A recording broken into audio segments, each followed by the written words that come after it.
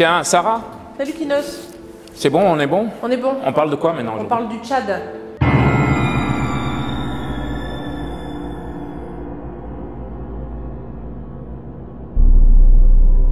Vendredi dernier, une dizaine de chefs d'État africains étaient présents à N'Djamena ainsi que le président Macron pour assister aux obsèques nationales du maréchal Idriss Déby Itno.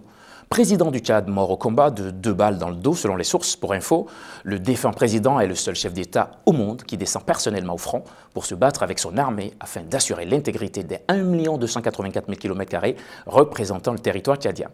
Si les drapeaux de l'ONU sont en berne sur les 5 continents, Emmanuel Macron était le seul chef d'État occidental à s'y rendre. Mais alors pourquoi? Il faut s'interroger sur les relations qui unissent l'Hexagone et ce pays appelé le cœur mort de l'Afrique.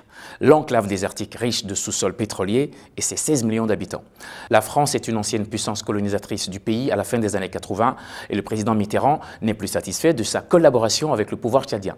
Il n'en faut pas plus à Idriss Déby Itno, une rencontre avec les services de renseignement français, puis il renversa Hissène Habré pour devenir président. S'en suivront 30 ans de pouvoir absolu où l'opposition est presque impossible. En 2018, le président Déby Itno fait modifier la Constitution. Le nombre de mandats présidentiels n'a plus de limite et son terme passe désormais de 5 à 6 ans.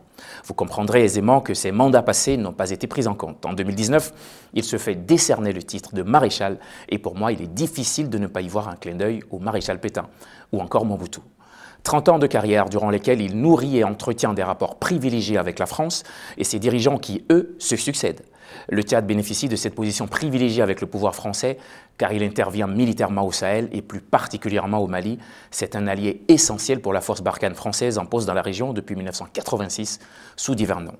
Il semble donc que cette opposition militaire stratégique ait conféré au chef de l'État un passe-droit démocratique. La France des droits de l'homme ne semble pas concernée par le régime dictatorial en place dans le pays. Quant à Déby Itno, il est mort au front, un homme militaire. La nature des événements qui ont conduit à sa mort incertaine. Que faisait le maréchal en première ligne au lendemain de sa réélection pour son 6e mandat? Assassinat, accident, fait de guerre. Les théories du complot et ragots de comptoir font couler déjà beaucoup d'encre.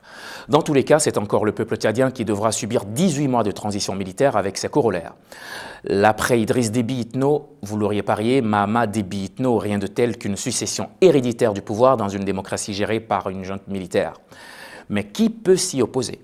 Le père avait déjà pris soin de se débarrasser de toutes les instances qui pouvaient remettre en cause son pouvoir. La place du fils est donc libre et incontestable, d'autant plus qu'un pays comme la France lui donne toute légitimité dans un communiqué officiel. La présidence française accepte donc ce qui ressemble fortement à un coup d'État, ne s'oppose donc pas à une transmission héréditaire du pouvoir. La France-Afrique semble retrouver, si elle les avait un jour perdues, ses heures de gloire. Le ministre français des Armées s'est même fondu d'un commentaire sur la transition du pouvoir, s'inquiétant de savoir si le conseil militaire de transition mené par Déby Itno fils allait pouvoir assurer la stabilité du Tchad.